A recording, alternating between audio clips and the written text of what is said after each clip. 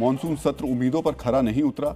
शीतकालीन सत्र का भविष्य भी अनिश्चित है। लेकिन बस्तर में जिन बेटियों का भविष्य कभी अनिश्चित था, जिनके हाथों में कभी राइफल हुआ करती थी, वो पूर्व नक्सली महिलाएं अपने जीवन की सबसे कठिन परीक्षा में सफल होकर रैंप वॉक कर रही हैं, जिनके आत्मविश्वास को देखकर सिर्फ छत्तीसगढ़ नहीं, पूरा देश गर्व से भर गया है। अब हम पूर्व महिला नक्सलियों की राइफल से रैंप तक की प्रेरक यात्रा का विश्लेषण करेंगे। मित्रों, छत्तीसगढ़ की राजधानी रायपुर में नेशनल हैंडलूम डे के मौके पर एक फैशन शो का आयोजन किया गया, जिसमें प्रोफेशनल मॉडल्स के साथ वो पूर्व नक्सली महिलाएं भी स्टेज पर उतरी, जो कभी बंदूक थामकर घने जंगलों के उबड़-खाबड़ रास्तों पर चला करती थी।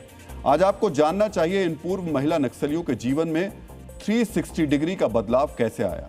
जब प्रदेश के मुख्यमंत्री और बड़े नेताओं के सामने वो रैंप वॉक कर रही थी, तो अपने पुराने जीवन के बारे में क्या सोच रही थी। आज चकाचौंध रोशनी के बीच सारे देश में मशहूर हो रही इन महिला नक्सलियों का जंगल के अंधेरों में बिताया गया जीवन कैसा था। मित्रों, देश की बड़ी बड़ी मॉडल्स के साथ आत्मविश्वास से भरी ये वॉक बताती है अतीत की काली परछाइयों को ये सभी पीछे छोड़ आई हैं। आज आपको इस कार्यक्रम की बड़ी बातों के बारे में भी जानना चाहिए। इस कार्यक्रम में शामिल लगभग सभी पूर्व महिला नक्सलियों के लिए रायपुर की ये पहली यात्रा थी। इनमें से ज्यादातर अपने शहर से कभी बाहर ही नहीं निकली। महिलाओं को सीधे रैंप पर नहीं उतारा गया। इसके लिए रायपुर में करीब 1 सप्ताह का प्रशिक्षण कार्यक्रम आयोजित किया गया। पेशेवर प्रशिक्षकों ने उन्हें रैंप वॉक की ट्रेनिंग दी। प्रशिक्षण के दौरान उन्हें चलने के तरीके, बॉडी लैंग्वेज, मंच पर प्रस्तुति और आत्मविश्वास बढ़ाने का अभ्यास कराया गया। प्रशिक्षकों के मुताबिक शुरुआत में संघर्ष प्रभावित इलाकों से आई महिलाएं काफी झिझक और घबराहट में थी। लगातार अभ्यास, प्रशिक्षण और प्रोत्साहन के बाद उनके आत्मविश्वास में काफी बदलाव आया। यही वजह है अंतिम दिन में वो पेशावर मॉडलों के साथ पूरे आत्मविश्वास से मंच पर उतरी। कभी जंगलों में हथियार उठाने वाली महिलाओं ने पारंपरिक कोसा सिल्क और आदिवासी हैंडलूम उत्पादों को पहनकर रैंप वॉक की। आज आपको इस रैंप वॉक की पूरी कहानी खुद उन महिलाओं की जुबानी सुननी चाहिए और समझना चाहिए जंगलों से शहर की चकाचौंध तक ये इतनी मजबूत बनकर कैसे उभरी। रैंप वॉक पर कदमताल कर रही इन पूर्व महिला नक्सलियों को देखकर आज भी समझा जा सकता है इन हाथों ने कई वर्षों तक बंदूकें उठाई हैं। लेकिन ये सिर्फ रैंप वॉक नहीं है, ये उस जिंदगी की वापसी है जिसे कभी बंदूक के साए ने छीन लिया था। बंदूकें चलाने वाले इन हाथों को रैंप वॉक सिखाने के लिए मुंबई से विशेषज्ञ रायपुर आए थे।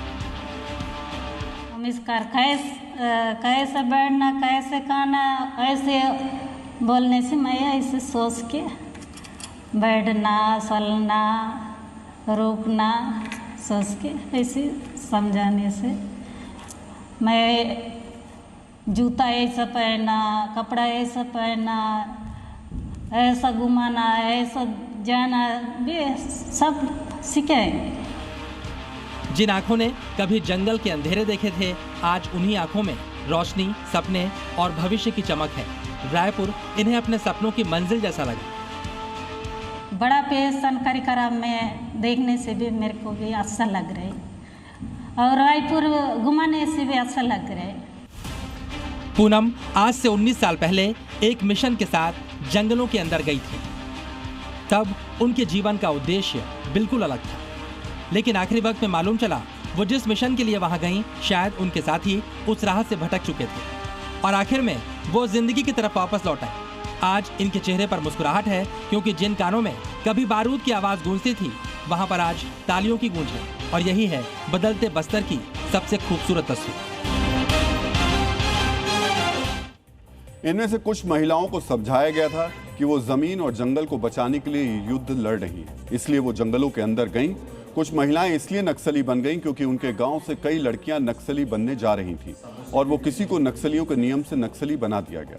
नक्सली हर घर से एक बच्चे को अपनी सेना में शामिल करते थे, इसलिए जिस बच्ची ने डॉक्टर बनने का सपना देखा था, उसे नक्सली बनना पड़ा।